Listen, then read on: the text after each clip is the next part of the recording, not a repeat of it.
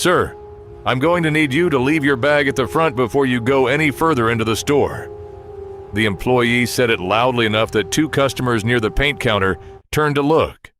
Wendell Ash stood just past the entrance of Coleridge Hardware with his 9-year-old son, Isaac, beside him. Both of them there on a Saturday morning to pick up supplies for a bookshelf Wendell had promised to help Isaac build for his room. He carried a small canvas tool bag, the same one he brought to every hardware store run, containing his own tape measure and a notepad with measurements he had jotted down at home.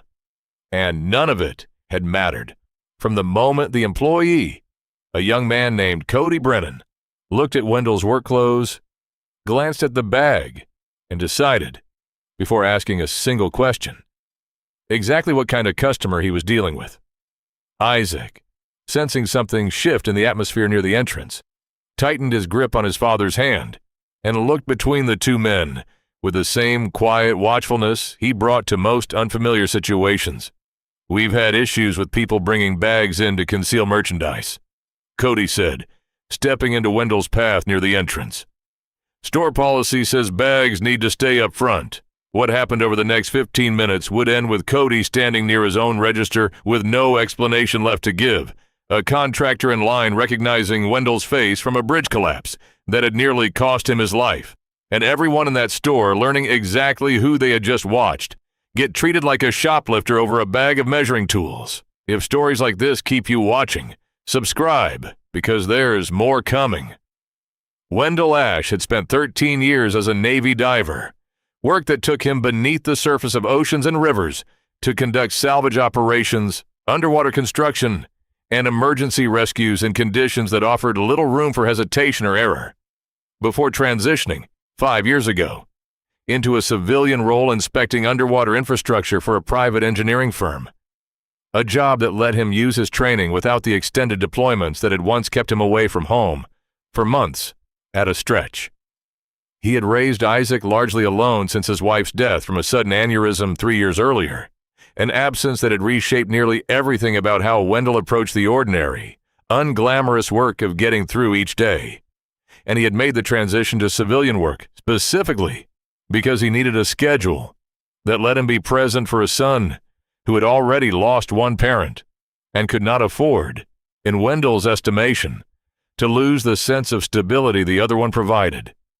He was 41, broad and solidly built in the specific way of someone whose body had spent years adapting to the physical demands of underwater work, with a calm, deliberate manner that came from training designed to keep panic from ever taking hold, regardless of what the situation actually demanded.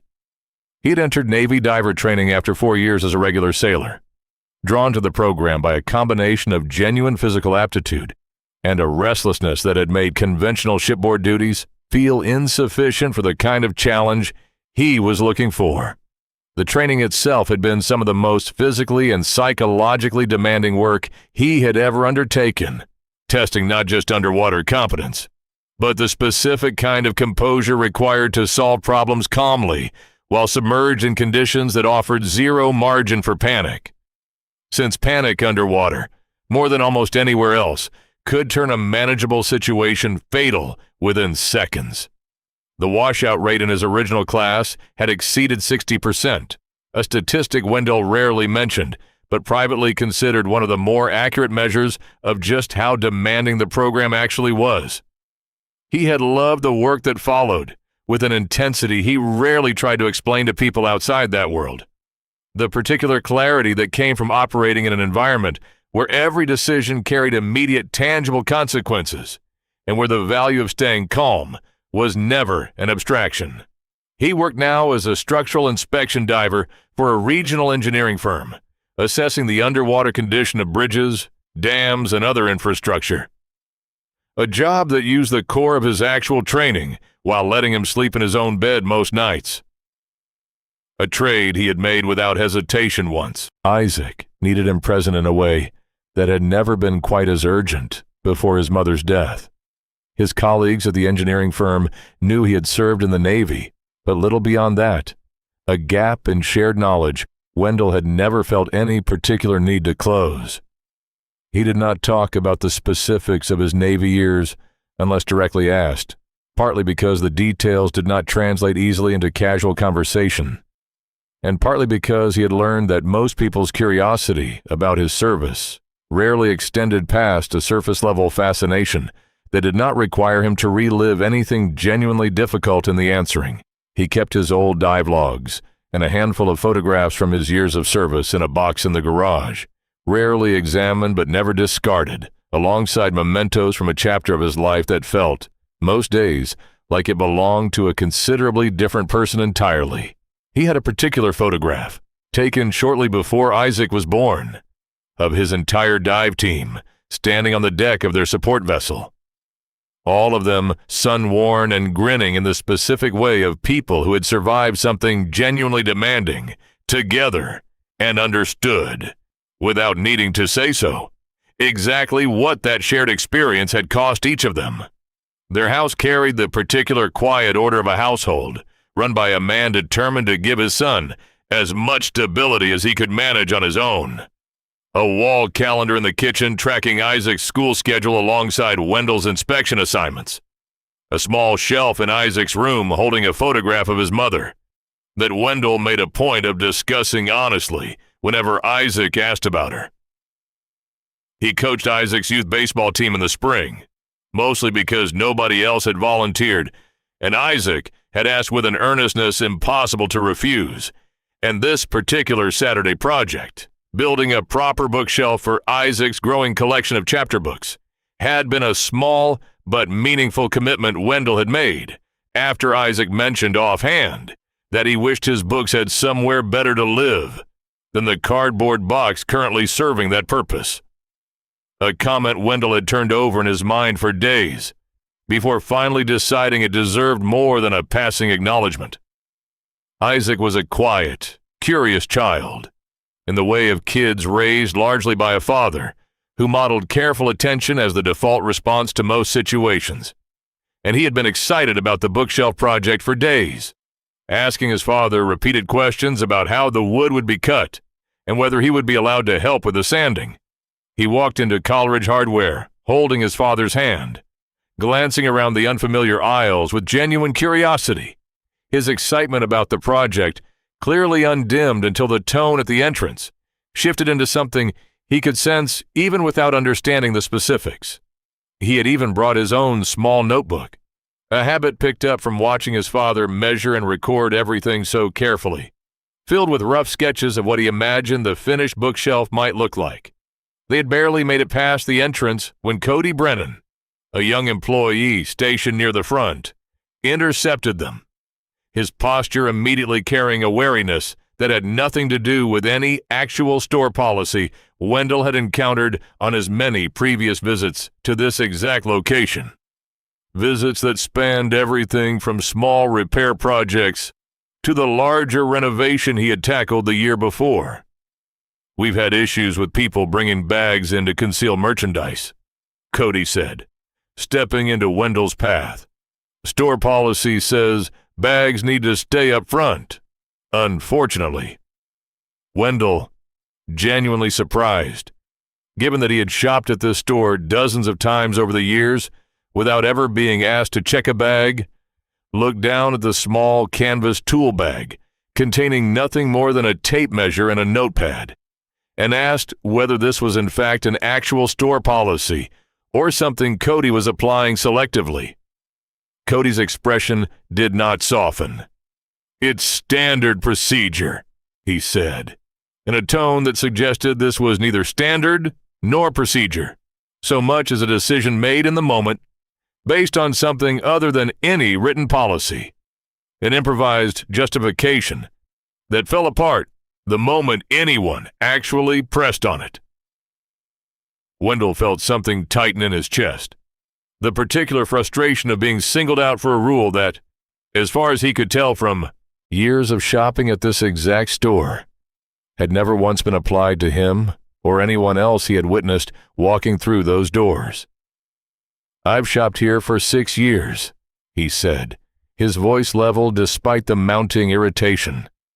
"I have never once been asked to check a bag, And I don't see anyone else in this store being asked to do so this morning either, including the 2 customers who walked in right behind us carrying bags considerably larger than mine.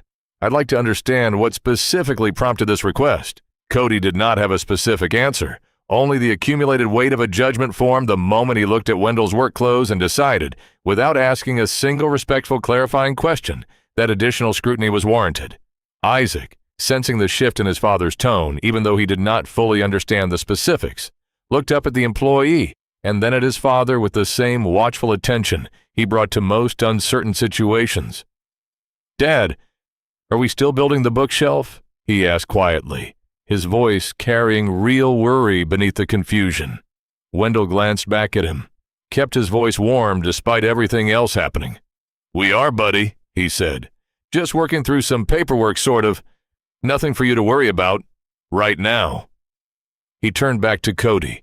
"I'd like you to point to the actual written policy you're referencing," he said, "or explain what specifically about my bag, as opposed to anyone else's, warranted this particular conversation." Because from where he stood, nothing about it seemed to have anything to do with an actual, consistently applied rule. A woman near the paint counter, mixing a custom color with an associate, had paused entirely, watching the exchange with visible discomfort. An older man waiting in the checkout line, a bundle of lumber balanced against the cart in front of him, had also turned his attention toward the front of the store, his expression shifting from mild curiosity toward something more pointed as the conversation continued without resolution. A third customer, a younger man examining paintbrushes nearby, had also stopped what he was doing, glancing between the front entrance and his own cart, with visible discomfort at witnessing the exchange unfold. Cody, sensing the room's attention gathering, doubled down rather than reconsidering. "I have to enforce store policy," he said, his voice carrying a defensive edge. Wendell looked at him steadily. "Then show me the policy," he said.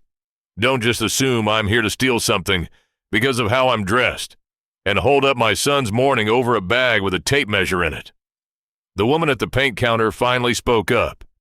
"Excuse me," she said, addressing Cody directly. "I've been coming here for years. I've never once seen anyone asked to check a bag at the entrance. What's actually different about this situation?" Cody glanced at her with visible irritation. "This isn't your concern," he said. She did not back down. "I'm standing here watching you delay a father and his son over nothing you've actually explained," she said. "That makes it my concern." The older man in the checkout line added, more quietly but no less firmly, "For what it's worth, I've been shopping here longer than this kid's probably been alive. And this is the first time I've ever seen anything like this happen at that door." The younger man examining paintbrushes added his own observation, hesitant but audible. "He's literally holding a tape measure bag," he said. "That's not exactly a sophisticated concealment strategy for stealing merchandise." Cody did not respond to any of them directly, his attention still fixed on Wendell, though the accumulating weight of a room full of witnesses openly questioning his judgment had visibly begun to erode his earlier confidence. It was at this point that a man further back in the checkout line, dressed in a contractor's work uniform with a company logo on the chest, stepped forward, his attention shifting from his own purchase to Wendell's face with a growing intensity that had nothing to do with hardware at all. He stopped a few feet away, staring, before finally speaking. "I know you," he said slowly, his voice carrying an uncertainty that made both Wendell and Cody turn toward him. Wendell looked at him, searching a face he did not immediately place among the many he had encountered over 13 years of service. "4 years ago," the man said, his voice steadying as recognition solidified. "The Miller Creek Bridge collapse. I was one of the 2 guys trapped in the truck cab when the span gave way, hanging half submerged with the current rising. And there was a diver who came down and worked that door for almost 20 minutes in zero visibility, in water cold enough that most people couldn't have functioned in it for half that long. I still remember the exact feeling of the water rising past my chest, past my shoulders, and thinking there was no possible way anyone could reach us in time, let alone actually get that jam door open. Wendell felt something shift in his chest, an old memory surfacing before he consciously reached for it. Fragments of murky, freezing water and twisted metal, and the specific, patient calculation required to work a jam door by feel alone when sight offered nothing at all. I remember waking up in the hospital and being told a diver had gotten the door open, with maybe 90 seconds to spare before the cab went fully under.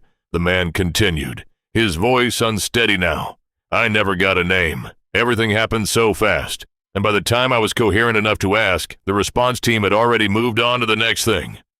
I've told that story to my own kids more times than I can count. About the guy who worked that door in water so cold and dark, it shouldn't have been possible. And I never thought I'd actually run into him in a hardware store. Of all the ordinary places our paths could have crossed again, the store had gone almost completely quiet. Cody's hand, still resting near his own register, had gone still. The woman at the paint counter had set down her sample card entirely, watching now without any pretense of doing otherwise. The younger man with the paintbrushes had drifted closer as well, fully absorbed now. Wendell stood very still, the weight of that rescue settling back over him in a way he had not expected on an ordinary Saturday morning errand. I remember that bridge, he said quietly. Wendell Ash. Left active service a year after that, actually. That door wasn't exactly cooperating, working blind in that current. But it held, and it's one of the harder days of my career to think about. Honestly, even 4 years later, the kind of memory that surfaces more often than I'd probably admit, if you asked me directly. The man crossed the remaining distance and gripped Wendell's hand with both of his, holding it a moment longer than a simple handshake required. I'm here today, working, raising my own kids, because you didn't stop working that door when the current got worse, he said, his voice rough. My whole family is, honestly. None of it happens without those 20 minutes you spent working blind in that water. I never thought I'd get the chance to actually thank you, and I certainly never expected it would happen while you were being treated like a shoplifter over a bag with a tape measure in it. Cody stood near his register, with the particular stillness of a young man whose understanding of the last 15 minutes had just been completely restructured. He looked at Isaac, still holding his father's hand, at the small crowd of customers who had gathered nearby, and something in his expression shifted from certainty into something considerably less comfortable. I'd like to continue shopping for my son's project now, Wendell said, turning back to him, his voice still even despite everything. And I'd like to understand why 6 years of shopping here without incident wasn't sufficient before you decided my bag warranted this kind of scrutiny. Cody, visibly rattled, mentioned something about a recent uptick in theft that had made staff more cautious lately, a claim he offered, without any specifics about what that uptick had actually involved or why it warranted this particular response. Wendell pointed out that being cautious did not require singling out one customer over a bag containing a single visible tool, and asked what had actually made his situation different from anyone else walking through that door that morning, since he had watched several other customers pass through with bags of their own, without receiving so much as a second glance from anyone on staff. Cody did not have a good answer because there wasn't one. Only the accumulated weight of a decision made the moment he looked at Wendell's work clothes and decided, without asking a single respectful question, that suspicion was the appropriate response rather than the same basic courtesy extended, without hesitation, to every other customer. That morning. I apologize, Cody said finally, the words arriving stiffly, a young man unaccustomed to producing them, without an audience forcing the issue. Wendell looked at him for a long moment. You should, he said. Not because of anything you just heard about who I am. Because you singled me out for a rule you couldn't even name, in front of my son, before checking a single actual fact. That would have been wrong no matter who was standing at this entrance. Cody nodded slowly, and something in his expression suggested the distinction had actually registered, even if it had taken an unlikely coincidence to make it land. Cody stepped aside immediately, allowing Wendell and Isaac to continue into the store without further incident, his earlier suspicion replaced by an awkward, overcorrecting helpfulness that Wendell accepted without comment, watching the young man practically trip over himself to offer directions to the lumber aisle he had, minutes earlier, been reluctant to let them reach at all. The contractor who had recognized Wendell lingered nearby, crouching down slightly to speak with Isaac, who had been watching the entire exchange with wide, careful eyes. "Your dad's a hero. You know that," he said gently. Isaac nodded slowly, filing the words away with the seriousness he brought to most things. "I knew he used to dive in the Navy," he said. "I didn't know it was like that." The man smiled at him. "The bravest thing about your dad isn't just that day at the bridge," he said. "It's that he comes home and helps you build bookshelves, and never once needs anybody to know the rest of it. That takes its own kind of strength, the kind most people never get to see, because it happens quietly, in garages and hardware stores, far from anything that would ever make the news." On the drive home, lumber and hardware safely loaded in the truck bed, Isaac was quiet for a while, working through something in the unhurried way he worked through most things, his earlier excitement about the bookshelf project slowly returning now that the tension of the morning had passed. "Dad," he said eventually, "why didn't you just tell him what you used to do right away? It would have stopped faster." Wendell glanced at him in the mirror. "Maybe," he said. But then, the lesson he'd have learned was that he was wrong to treat me that way, because of what I did years ago, not because it was already wrong before he knew anything about me at all. I want you to understand the difference, because only one of those is actually true. Isaac considered this for a long moment, turning it over with the same seriousness he brought to most difficult ideas his father offered him. "So, it's not about the diving," he said slowly. "It's about just treating people right, because they're people." Wendell nodded. "That's exactly it," he said. Isaac nodded back, satisfied, and then asked if they could start building the bookshelf as soon as they got home. An eagerness Wendell found himself matching despite everything the morning had already put him through. He thought about that morning often, in the days that followed, not with anger, which had never been the feeling he carried longest, but with a plain, clear-eyed understanding of what had happened and what it meant. The store's regional office called him personally later that week, an apology delivered without an audience this time, along with confirmation that staff would be receiving retraining on customer treatment and unconscious bias, delivered without Wendell needing to ask for either. The regional manager also mentioned that the woman from the paint counter had reached out separately, describing what she had witnessed and requesting that the store review its entry procedures more broadly, feedback Wendell suspected had done more to prompt the retraining than his own account alone would have accomplished. He accepted the apology without making more of it than it was. What mattered more to him was quieter than any formal gesture. The fact that his son had watched him hold his ground calmly in a moment designed to make him feel like a criminal over a bag with a tape measure in it, had watched a stranger recognize a truth that should never have needed recognizing in the first place, and had learned, without being told directly, that dignity was not something earned by revealing what he had once done. It was something owed simply for showing up as himself. 6 years of history, at that. store fully intact, asking for nothing more than to buy supplies for his son's bookshelf, without being treated like a threat.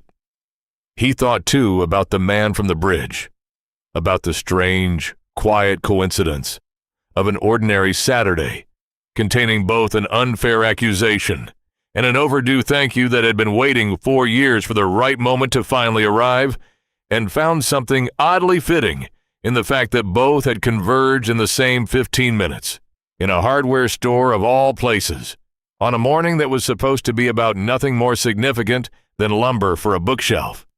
He also thought, watching Isaac carefully sand the shelf boards that afternoon with the same focused seriousness he brought to most things, about the particular symmetry of that morning, how the same steady composure that had once kept him working calmly in freezing zero-visibility water had also kept his son calm in a hardware store lobby, and understood that whatever people assumed about him based on his work clothes, the actual measure of the man underneath had never changed, depending on who happened to be watching. Some mornings, the measure of a man is not the door he once worked open in freezing, zero-visibility water, but the quiet, steady patience he brings home to the one child depending on him long after the dives ended. If this story stayed with you, share it with someone who needs it. And if you haven't already, go ahead and subscribe now. There are more stories like this one coming.